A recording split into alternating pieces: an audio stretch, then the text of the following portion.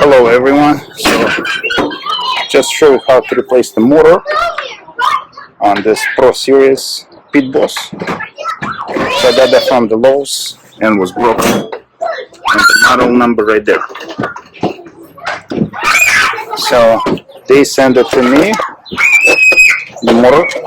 This is old motor. See what's happened here is like completely burned. There's a side right there.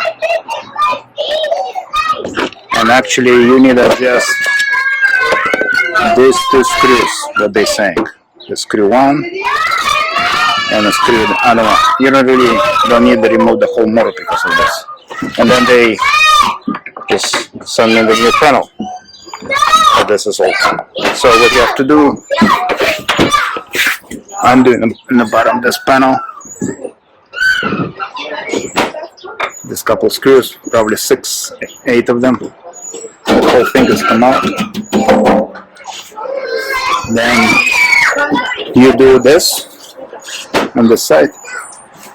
This is bolt 1, bolt 2,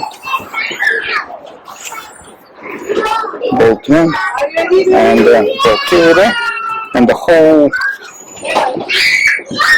that thing will drop down, come out this way, kind of very easy.